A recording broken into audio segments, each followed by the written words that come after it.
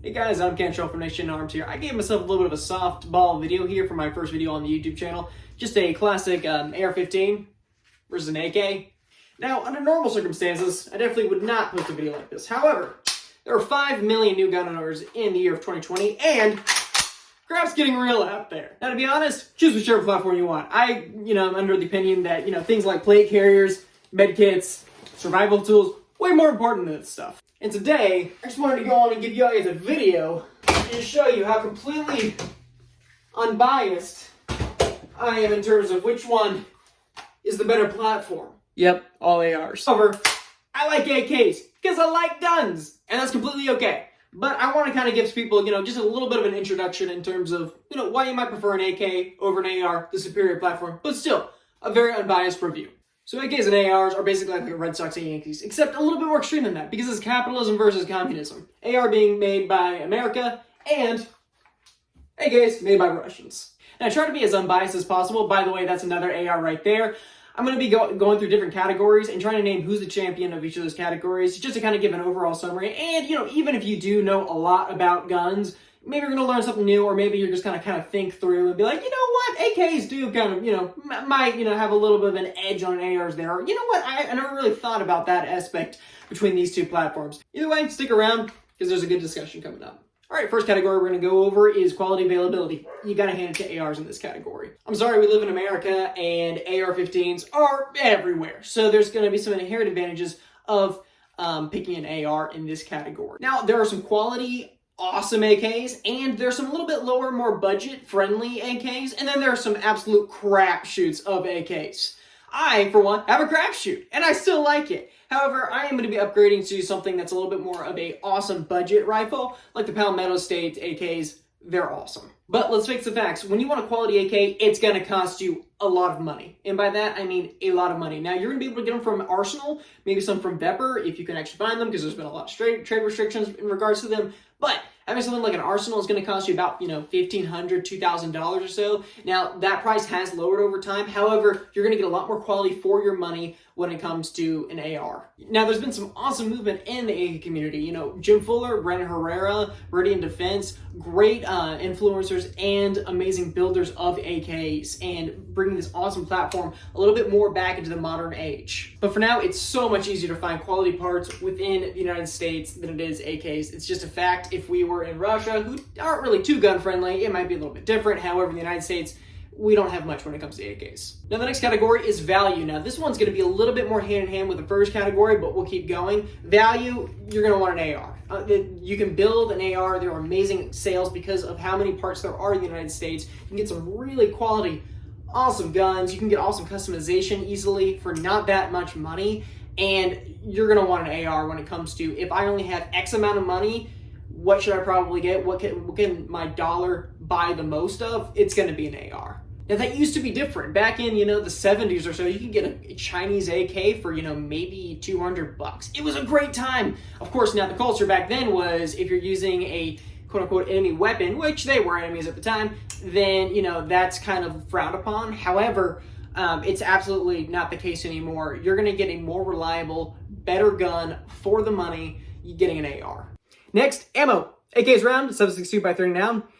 AR round, 5.56. These are very common rounds for these individual rifles. The AK round is a thick boy. It can smash through a lot of concrete. It has a lot more damage. However, it's heavy. 5.56 round, a lot lighter, and it does a lot more damage in terms of how much it weighs. Now, weight is important. Why is weight important? Because when you're walking around and you have a kind of a crap hits the fan scenario, weight matters a lot. You want to have as light of a ruck as you possibly can, and having a little bit of a more powerful round is just not worth it. That and ammo availability. There's a lot more 5.56 rounds than there are 7.62 by 39 rounds. Now, they're about roughly the same cost. However, I have a lot more options in terms of getting a better round for the money for an AR-15 round rather than an AK round.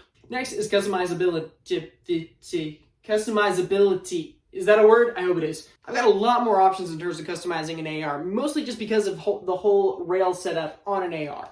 You've got awesome, 12 o'clock, 3 o'clock, 6 o'clock, 9 o'clock positions for your AR. There's key mod, there's M-lock, there's a quad rail setup. Most AKs, you're going to get the standard wood furniture. You might get lucky, maybe put some Magpul M-lock on there and, you know, maybe even an Ultimac. However, it's a lot more difficult to put an optic on your AK. You either get a weird rail here, put it up to here, or you put a red dot very far from the shooter's eyes. Now, I know, there's a lot better AKs out there that kind of give you a flat top and more extended and metal M-lock that is just awesome. I will agree with you. Those AKs are just magnifique. However, those AKs cost a lot of money, and it might not be worth it to the average consumer. Now, let's admit, Mikhail Kalashnikov, when he was creating this rifle, he was not going, gosh darn it, guys, how are we going to put night vision and red dots and lasers on our guns? Because it didn't exist. It did not happen. However, the gun's still absolutely innovative, and it is a great rifle, and it is still an awesome go-to-war gun. You're just going to have to invest a lot more money when it comes to it. Now, Adam, aren't AKs a way more reliable weapon? Well, it depends on your definition of reliability. Now, if you want to throw an AK in the mud, now you can see multiple videos. I highly recommend InRange TV's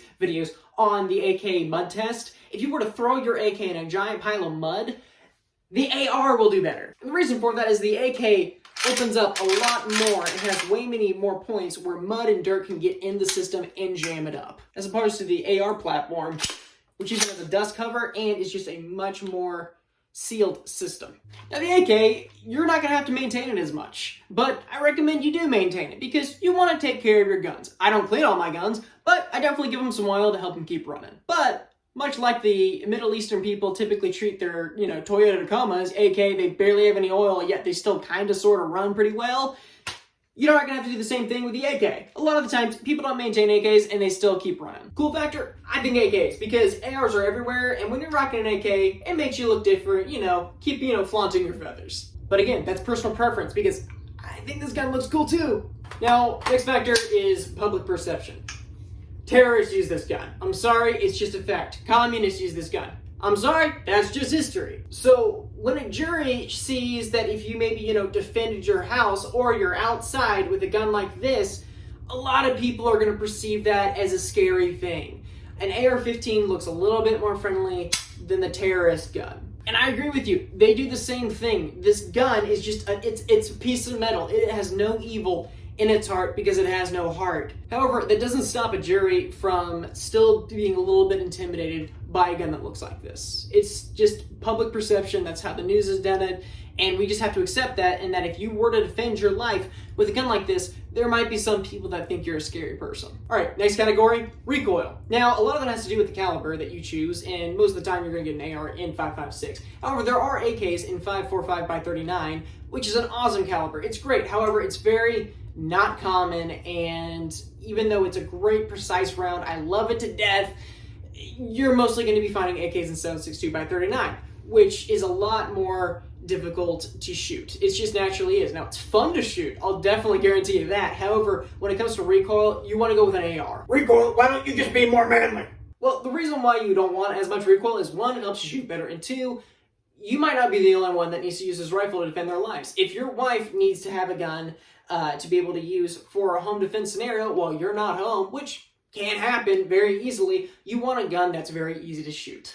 Next category, weight. Most of the time, AR is going to be a lot more light. And like I said, if you want to use a gun in a crap hits the fan scenario, you want a lighter gun. And while I love my AKs, they are a chunkier gun naturally. They've got a giant hulking bolt carrier group that, it looks cool, it's awesome, the machinery is great. It still weighs a lot more typically than an AR.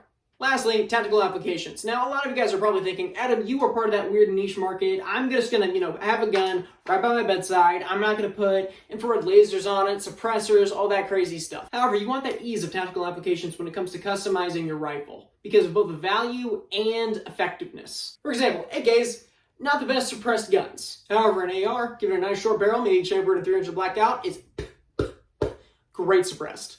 Now let's just say all you want to do is, maybe just throw a flashlight, maybe a red dot on there, and you're good to go. That's your bedside gun, or maybe just your go-to-war rifle. That's what you want to do. Great. It's going to be a lot more cheap and more effective having an AR than it is an AK. Even though I love AKs, you cannot deny that the AR is a better platform just for your everyday American. It just is. But that doesn't prevent me from liking all of them.